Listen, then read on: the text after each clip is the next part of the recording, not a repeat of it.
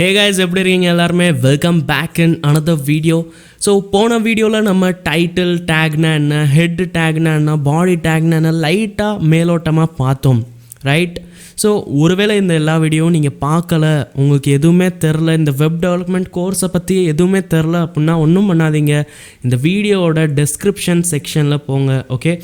Scroll பண்ணிங்கன்னா description உங்களுக்கு தெரிஞ்சிடும். அங்கே வெப் டெவலப்மெண்ட் பூட் கேம்ப் அப்படின்னு சொல்லிட்டு ஒரு லிங்க் இருக்கும். அந்த லிங்க்கில் நீங்கள் கிளிக் பண்ணிங்கன்னா என்னோடய சேனலில் இருக்கிற ஒரு இடத்துக்கு போயிடுவீங்க. அங்கே உங்களுக்கு ஒரு பிளேலிஸ்ட் தெரியும். அந்த பிளேலிஸ்ட்டில் ஏற்கனவே 3 வீடியோ ரெடியாக இருக்கும். அண்ட் இப்போ நான் ரெக்கார்ட் பண்ணிகிட்ருக்கேன், இந்த வீடியோவும் அங்கே போய் சேர்ந்துடும், ஓகே? என்னடா எல்லா வீடியோலையும் இதே விஷயத்த சொல்லிகிட்டு இருக்கேன் அப்படின்னு நினைப்பீங்க. ஏன் அப்படி சொல்கிறேன்னா, ஏன்னா பாருங்கள், நம்மளோட சேனலில் எவ்வளவோ சப்ஸ்கிரைபர்ஸ் இருக்காங்க, எவ்வளோ பேர் வெப் டெவலப்மெண்ட் பார்த்துக்கிட்டு இருக்காங்க. ஆனால் இந்த பிளேலிஸ்ட்லேருந்து வெறும் 133 வியூஸ் தான். ஸோ நிறைய பேர் இந்த பிளேலிஸ்ட்டை ஆக்சஸ் பண்ணலன்னு அர்த்தம். அதனால தான் சொல்கிறேன், ப்ளீஸ் இந்த பிளேலிஸ்ட்லேருந்து எந்த வீடியோவை பார்த்தாலும் பாருங்கள், ஓகேவா? ஸோ ரொம்ப தான் நம்ம டைம் வேஸ்ட் பண்ணிகிட்ருக்கோம். இன்றைக்கி இந்த வீடியோவில் நம்ம என்ன தான் பார்க்க போகிறோம் அப்படின்றத பார்ப்போம். ஸோ இன்றைக்கி உங்களுக்கு என்னென்ன டேக்ஸ் எல்லாம் இருக்குது, எந்த டேக் எதுக்கு யூஸ் ஆகும், அண்ட் நம்ம எல்லா டேக்ஸையும் மனப்பாடம் பண்ணி வைக்கணுமா, அது எல்லா விஷயத்தையும் உங்களுக்கு இன்றைக்கி கிளியர் பண்ணிடுவேன், okay? So without wasting time let's get started. So பாருங்கள், இது வரைக்கும் டேக்ஸ்னால் என்னென்ன புரியாதவங்களுக்கு ரொம்ப சப்பையாக க்ளீன் அண்ட் கிளியராக எக்ஸ்பிளைன் பண்ணுறேன். டேக்னால் ஒன்றும் இல்லை, ஒரு வகையான ஃபங்க்ஷன்னு வச்சுக்கோங்க. ஏதாச்சும் ஒரு விஷயத்த செய்யும், ஓகேங்களா? ஓகே, ஸோ எடுத்தோடனே பார்த்தீங்கன்னா டாக் டைப் HTMLனு போட்டிருக்கேன். இதை வந்து உங்களுக்கு ஏற்கனவே சொல்லியிருந்தேன், இதை வந்து ஒரு ரூல் மாதிரி வச்சுக்கோங்க, ஓகேங்களா? எந்த ஒரு HTML ஃபைல் உருவாக்குனாலும் அதுக்கு மேலே இந்த மாதிரி எழுதணும் அப்படின்னு, ஓகே?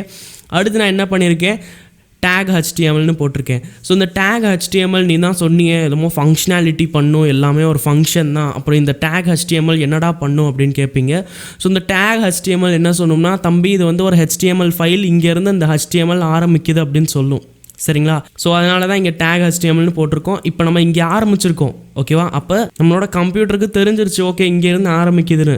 ஆனால் எங்கே முடியும்னு சொல்லணும்ல, அதனால தான் நம்ம /HTMLனு போட்டிருக்கோம், ஓகேவா? Take /HTML போட்டிருக்கோம்ல. இப்போ நம்ம இதுக்குள்ளே என்ன எழுதுகிறோமோ அது எல்லாமே தான் நம்மளோட வெப்சைட் மாதிரி தெரியும், ஓகேவா?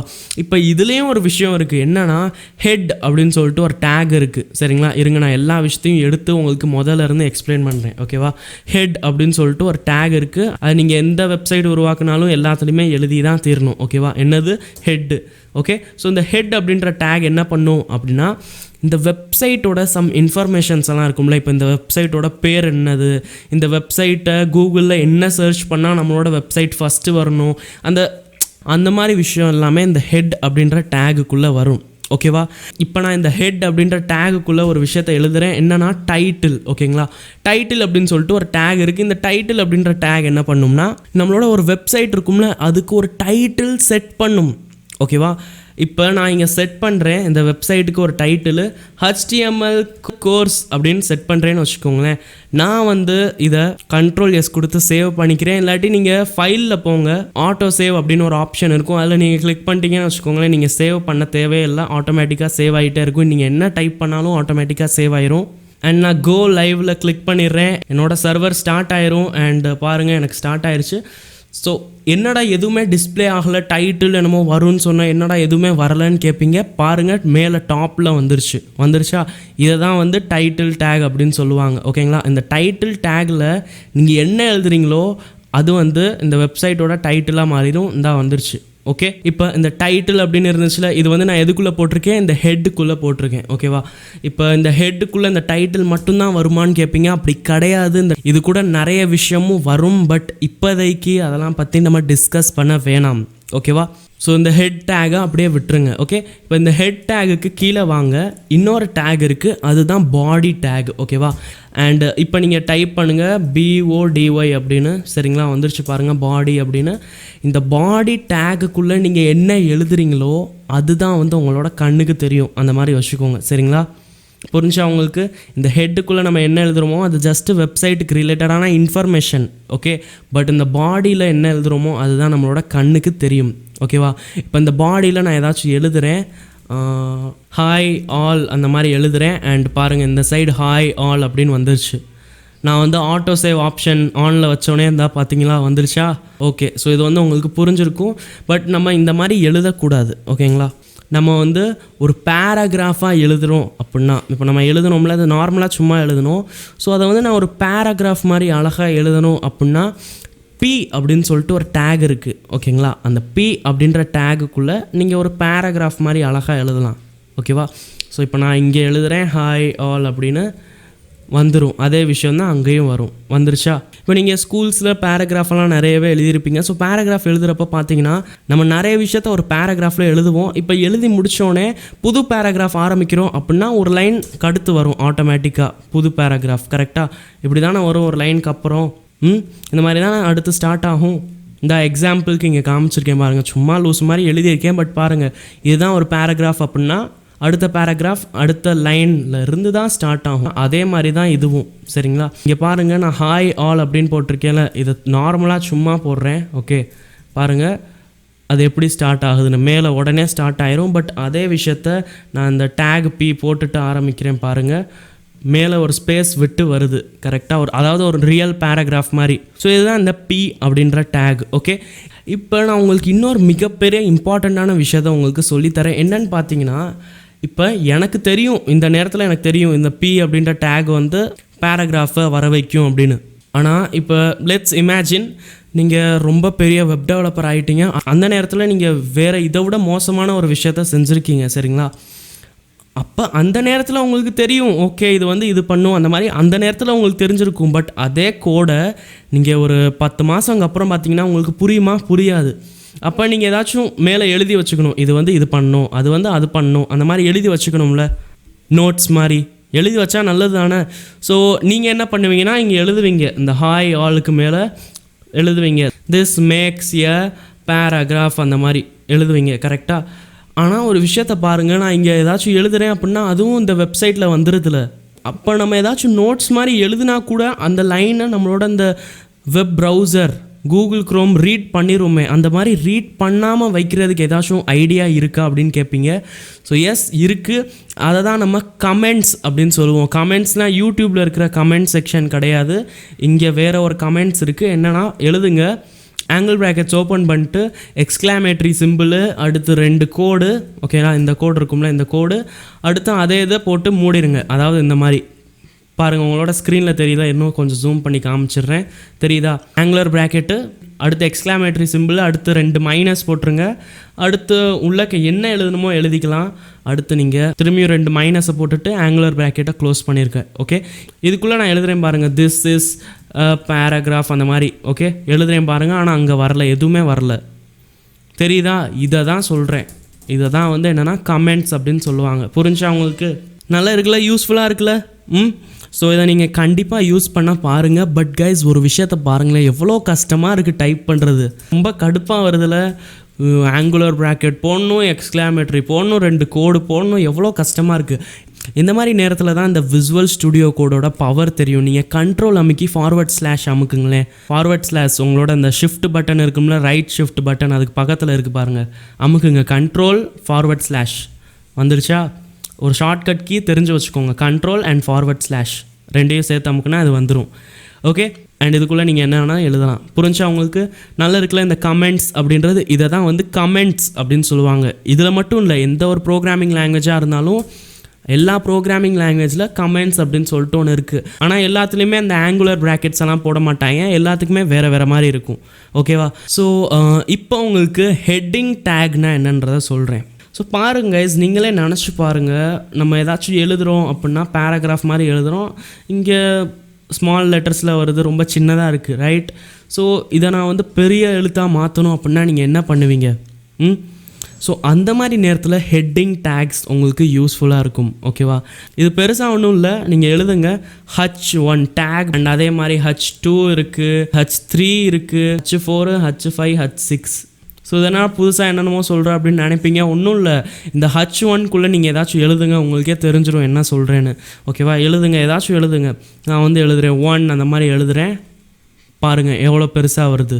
ஓகே, இப்போ இந்த H2க்குள்ளே வேறு ஏதாச்சும் எழுதுங்க, 2ன்னு எழுதுகிறேன் பாருங்கள், இந்த சைஸில் வருது. அப்புறம் 3 அப்படின்னு எழுதுகிறேன். ஓகே, அண்ட் அப்படியே பார்த்துக்கோங்க எந்த சைஸில் வருதுன்னு.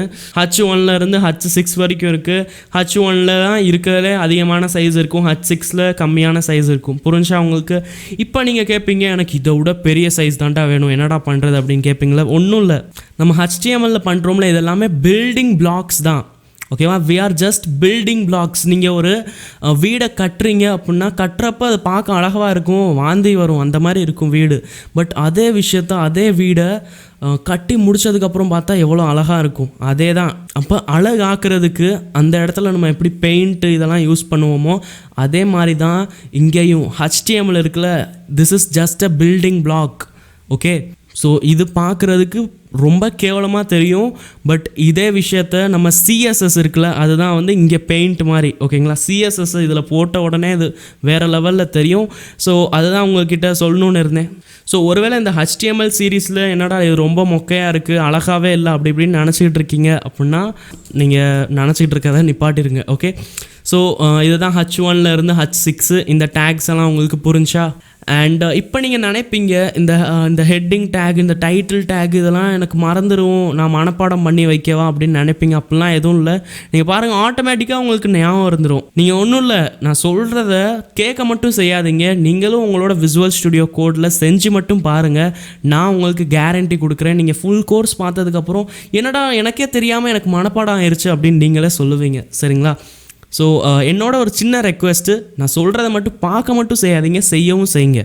ஓகே, சரி. ஓகே, இப்போ இன்னொரு ஆசம் விஷயத்த உங்களுக்கு இந்த விசுவல் ஸ்டுடியோ கோடோட ஒரு சூப்பர் பவரை காமிக்கிறேன். என்னென்னு பார்த்தீங்கன்னா, ஹாய் ஆல் அப்படின்னு போட்டிருக்கேன். கரெக்டாக?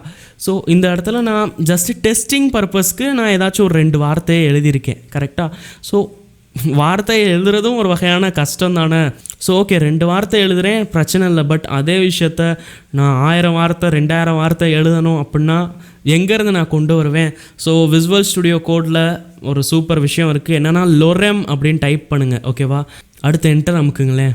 என்னமோ எழுதியிருக்கு, லொரெம் இப்சம் டாலர் சிட்டமெட் சம்திங் எழுதியிருக்கு. அதாவது சும்மா எதையோ ஜென்ரேட் பண்ணி விட்டுருக்கு சாம்பிளுக்காக. சரிங்களா?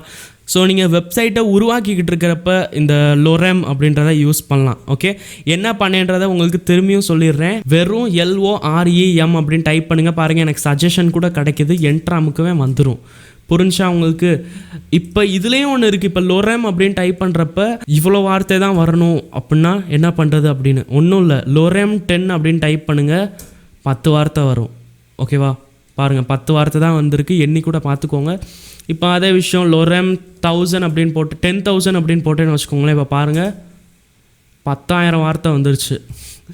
ரொம்ப தான் பெருசாகிடுச்சு கைஸ். ஐயையோ. சரி, நான் Ctrl+Z கொடுத்து கம்மி பண்ணிக்கிறேன். ஸோ இதை தான் உங்களுக்கு சொல்கிறேன். புரிஞ்சா? ஸோ நல்லா இருக்குல்ல இந்த லொரெம் அப்படின்றது. ஸோ இதை கண்டிப்பாக நீங்கள் யூஸ் பண்ணிக்கோங்க. நான் வெறும் லொரெம் மட்டும் போட்டுட்டு நார்மலாக எவ்வளோ கிடைக்குமோ அவ்வளோ மட்டும் எனக்கு போதும். ஸோ நான் இன்னொரு பேராகிராஃப் போடுறேன், P டேக் போட்டுட்டு. அண்ட் அந்த P டேக்குள்ளே திரும்பியும் நான் லொரெம் அப்படின்னு டைப் பண்ணுறேன். அண்ட் பாருங்கள், இன்னொரு பேராகிராஃப் வந்துருச்சு. ஓகேவா? அண்ட் நான் உங்களுக்கு ஏற்கனவே சொன்ன மாதிரி பாருங்கள், ஒரு புது லைனில் இந்த பேராகிராஃப் வந்திருக்கு. ஏன் அதே லைனில் கண்டினியூ ஆகிருக்கலாம்ல, பட் ஆகலை. ஏன்னா இதுதான் பேராகிராஃப் பண்ணும். ஓகேவா? அதாவது ஒரு புது பேராகிராஃபை ஆட் பண்ணும். புரியுதா? அப்போ நம்ம நார்மலாக உங்களுக்கு அப்போயே சொன்னேன் எக்ஸாம்பிள், நார்மலாக நம்ம ஸ்கூலில் படிக்கிறப்போ ஒரு புது பேராகிராஃப் எழுத சொல்கிறாங்க அப்படின்னா நம்ம கொஞ்சம் ஸ்பேஸ் விட்டுட்டு அப்புறம் ஒரு லைன் விட்டுட்டு அடுத்து தான் நம்ம எழுதுவோம். கரெக்டாக? அதே மாதிரி தான் இங்கேயும். ஓகே கைஸ், ஸோ இப்போ சில யூஸ்ஃபுல் விஷயத்த உங்களுக்கு சொல்கிறேன். பாருங்கள், இதுதான் நம்மளோட வெப்சைட். சரிங்களா? இப்போ இந்த வெப்சைட்டில் என்னெல்லாம் எழுதியிருக்கு அப்படின்றத நீங்கள் பார்க்கணும் அப்படின்னா நீங்கள் Ctrl+U அமுக்குங்களேன். Ctrl+U, இதோட சோர்ஸ் ஃபைல் வந்துடும். ஓகேவா? இதில் பார்த்தீங்கன்னா நம்ம இது வரைக்கும் தானே எழுதிடுறோம். மேலே இருக்கிற லைனை ரீட் பண்ணுங்கள். இந்த டேகு, டாக் டைப்பு இதெல்லாம் ஓகே. இந்த 1 2 3 4 5 6 ஓகே. இந்த லொரெம் அப்படின்னு எழுதியிருக்கோம், அதுவும் ஓகே. அப்புறம் இதெல்லாம் எங்கடா இந்த ஸ்கிரிப்ட், ஜாவா ஸ்கிரிப்ட் என்னென்னமோ வருதெல்லாம் என்னன்னு கேட்பீங்க. இது ஆக்சுவலி பாருங்கள், இங்கே போட்டிருக்கு code injected by live server. So நம்ம விசுவல் ஸ்டுடியோ கோடில் லைவ் சர்வர் யூஸ் பண்ணிகிட்ருக்கோம்ல, அதனால தான் இந்த ப்ரோக்ராம் வந்துச்சு. ஸோ இது கீழே இந்த லைன் நம்பர் 17 கீழே இருக்கிறத நீங்கள் கண்டுக்க தேவையே இல்லை. ஓகேவா? மேலே இருக்கிறத மட்டும் பாருங்கள். சரிங்களா? ஸோ பாருங்கள், நம்ம எழுதுன அப்படியே எல்லாமே வந்து இங்கேயும் இருக்குது. ஸோ Ctrl+U அப்படின்ற ஷார்ட்கட் அமைக்கிட்டு நீங்கள் அந்த சோர்ஸ் கோட் என்னன்றதை பார்த்துக்கலாம். ஓகே, நம்மளோட வெப்சைட்டில் மட்டும் இல்லை, நீங்கள் எந்த ஒரு வெப்சைட் போனாலும் பார்த்துக்கலாம். சரிங்களா? இப்போ பார்த்தீங்கன்னா அது மட்டும் இல்லை, கூடவே நிறைய விஷயமே இருக்குது. க்ரோமோட டெவலப்பர் டூல்ஸும் இருக்குது. இப்போ F12 அமுக்குங்களேன். லேப்டாப்பில் நிறைய பேர் இருப்பீங்க. ஸோ அவங்க ஃபங்க்ஷன் FN அப்படின்னு போட்டுட்டு ஒரு பட்டன் இருக்கும்ல, அந்த பட்டன் அமுக்கிட்டு F12 அமுக்குங்க. இல்லாட்டி ஒன்றும் இல்லை, எல்லாருக்குமே இருக்கிற ஒரு சூப்பர் ஷார்ட்கட் சொல்கிறேன். Ctrl+Shift+I அமுக்குங்க. அமுக்குனோடனே பார்த்தீங்கன்னா என்னமோ புதுசாக ஓப்பன் ஆயிரும். இது என்னடா ஓப்பன் ஆச்சு அப்படின்னு கேட்டிங்கன்னா, இதுதான் க்ரோம் டெவலப்பர் டூல்ஸு. இதை நீங்கள் எப்படியும் ஓப்பன் பண்ணலாம். இல்லாட்டி இந்த 3 டாட்டில் கிளிக் பண்ணிட்டு மோர் டூல்ஸில் போயிட்டு டெவலப்பர் டூல்ஸில் கிளிக் பண்ணிட்டு கூட ஓப்பன் பண்ணலாம். ஓகே, எல்லாம் உங்கள் இஷ்டம். ஸோ இதில் பார்த்தீங்கன்னா ஒன்றும் இல்லை, அதே விஷயந்தான். இந்த நீங்கள் எழுதுனது அப்படியே இங்கே இருக்குது பாருங்கள். டாக் டைப் HTML, அப்புறம் HTML டேகு. ஓகே, அடுத்து ஹெட் அப்படின்னு சொல்லிட்டு ஒன்று இருக்குது. இந்த ஹெட் அப்படின்றத நீங்கள் திறந்து பார்த்தீங்கன்னா நம்ம எழுதுனது எல்லாமே இங்கே இருக்கா. அடுத்து பாடி அப்படின்றது இருக்குது. இந்த பாடிக்குள்ளே என்ன இருக்குதுன்னு பார்த்தீங்கன்னா அந்த 1 இருக்குது, 2 இருக்குது, 3 இருக்குது, 4 இருக்குது, 5 இருக்குது, எல்லாம் இருக்குல்ல. அப்புறம் பேராகிராஃபில் போய் பார்த்தீங்கன்னா இருக்குது பாருங்கள், இப்போ எல்லா பேராகிராஃப் எல்லாமே. ஸோ நான் என்ன சொல்லிகிட்டு இருக்கேன்னா, இந்த க்ரோம் டெவலப்பர் டூல்ஸை யூஸ் பண்ணிட்டு நீங்கள் எந்த இடத்துல என்னத்தை எழுதியிருக்கோம் அப்படின்றது ஈஸியாக கண்டுபிடிக்கலாம். அது மட்டும் இல்லை, நிறைய விஷயம் இருக்குது. நான் ஜஸ்ட்டு இப்போதைக்கு உங்களுக்கு எதுவுமே தெரியாதுல, அதனால் லைட்டாக சும்மா மேலோட்டமாக லைட்டாக சொல்லிகிட்டு இருக்கேன். ஓகேவா? ரொம்ப யூஸ்ஃபுல்லாக இருக்கும் கைஸ் இந்த க்ரோம் டெவலப்பர் டூல்ஸ். அப்படியே கீழே ஸ்க்ரோல் பண்ணி பார்த்தீங்கன்னா பேடிங் ஆட் பண்ணுறது, மார்ஜின் ஆட் பண்ணுறது, இதெல்லாம் ஆக்சுவலி உங்களுக்கு தெரியாது. அதனால் அவ்வளோ இதை பற்றி பேச வேணாம். பட் ரொம்ப யூஸ்ஃபுல்லானது. நம்ம CSS அதெல்லாம் லேர்ன் பண்ணுவோம்ல, அப்போ இதெல்லாம் யூஸ்ஃபுல்லாக இருக்கும். சரிங்களா? இப்போதைக்கு இதெல்லாம் யூஸ்ஃபுல்லாக இருக்காது. ஸோ இதை பற்றி லைட்டாக உங்களுக்கு காமிக்கணும்னு இருந்தேன், அதனால் காமிச்சிட்டேன். இதுதான் க்ரோம் டெவலப்பர் டூல்ஸ். இப்போதைக்கு நீங்கள் இதை க்ளோஸ் பண்ணிக்கலாம். அண்ட் எஸ் கைஸ், இன்னொரு விஷயம், விசுவல் ஸ்டுடியோ கோடில் ஒரு ப்ராப்ளம் எல்லாருக்குமே வந்திருக்கும். என்னென்னு பார்த்தீங்கன்னா இந்த ப்ராப்ளம் தான். இப்போ நான் பேராகிராஃப் அப்படின்னு எழுதி டைப் பண்ண ஆரம்பித்தா அப்படியே அந்த போயிட்டே இருக்குது. ஓகேவா? பின்னாடி வரைக்கும் போயிட்டே இருக்குது. ஸோ நான் ஸ்க்ரோல் பண்ணிட்டு இந்த மாதிரி சைடில் ஸ்க்ரோல் பண்ணிட்டு பார்க்குற மாதிரி இருக்கும். கரெக்டாக? ஸோ நீங்கள் என்ன பண்ணுவீங்கன்னா என்டர் அமைக்கிட்டு அடுத்த லைனில் இந்த மாதிரி எழுதிடுவீங்க. கரெக்டாக? இந்த மாதிரி எழுதிடுவீங்க. அப்புறம் இதே விஷயத்த நீங்கள் க்ரோமில் போய் பார்த்தாலும் அடுத்தடுத்த லைனில் தெரியாது. ஸோ கரெக்டாக தான் இருக்கும். பட் இந்த மாதிரி பண்ணாதீங்க. ஓகேவா? இந்த ப்ரோக்ராமிங் இந்த HTML இந்த மாதிரி போட்டால் பிரச்சனை இல்லை. பட் வேறு ப்ரோக்ராமிங் லாங்குவேஜஸில் இந்த மாதிரி பண்ணிங்கன்னு வச்சுக்கோங்களேன், நிறைய எரர்ஸ் எல்லாம் வரலாம். ஸோ அதனால் உங்களுக்கு ஈஸியாக ஒன்று சொல்கிறேன், இந்த மாதிரி பண்ணாமல் நீங்கள் என்ன பண்ணுங்கன்னா Alt+Z அமுக்குங்க. ஓகேவா? Alt+Z இது ஒரு ஷார்ட்கட் வேர்ட் ரேப் பண்ணுறதுக்கு. ஓகேவா? அதாவது ஏதாச்சும் ஒரு விஷயம் நம்மளோட அந்த ஸ்க்ரீனுக்கு தெரியுதுல, இதுக்கு வெளியே போச்சு அப்படின்னா அது அப்படியே அடுத்த லைனில் கண்ணுக்கு தெரிய ஆரம்பிச்சிடும். சரிங்களா? ஆனால் நிஜமாலே அது அடுத்த லைனில் இல்லை. ஓகேவா? கண்ணுக்கு தெரியறதுக்காக மட்டும்தான் அடுத்த லைனில் இருக்குது. பட் அது ஆக்சுவலாக ஒரே லைனில் தான் இருக்குது. புரியுதா என்ன சொல்கிறேன்னு? உங்களுக்கு ஒரு எக்ஸாம்பிள் காமிக்கிறேன். இந்த ஸ்க்ரீனை நான் மினிமைஸ் பண்ணிட்டு இதை நான் பாருங்கள், நான் இதை இன்னும் குட்டியாக்குனா பாருங்கள், அது இன்னும் அடுத்தடுத்த லைனில் வருது. இப்போ அதே விஷயத்தை நான் மேக்ஸிமைஸ் பண்ணால் இந்தா பாருங்கள், ஒவ்வொரு லைனு கம்மியாயிருச்சு. குட்டியாக்குனா பாருங்கள் கூடிருச்சு. ஸோ இதுதான் கண்ணுக்கு தெரியறதுக்காக மட்டும்தான் இந்த மாதிரி ஆகுது. ஸோ உங்களுக்கு சைட் ஸ்க்ரோல் பண்ணுறப்போ உங்களுக்கு ரொம்ப தான் டைம் வேஸ்ட் ஆகுது அந்த மாதிரி நினைக்கிறீங்க அப்படின்னா இதை நீங்கள் கண்டிப்பாக யூஸ் பண்ணிக்கலாம். Okay, Alt+Z அமுக்குங்க. ஓகே, திரும்பியும் Alt+Z அமுக்கிட்டிங்கன்னா திரும்பியும் காணாமல் போயிடும். சரிங்களா? ஸோ Alt+Z அமுக்கி இந்த மாதிரி பண்ணி வச்சுக்கோங்க. ஸோ தேங்க்ஸ் ஃபார் வாட்சிங் திஸ் வீடியோ. நான் உங்களை அடுத்த வீடியோவில் பார்க்குறேன். Up to that keep learning, keep practising and keep வாட்சிங் கோடிங் அண்ணா.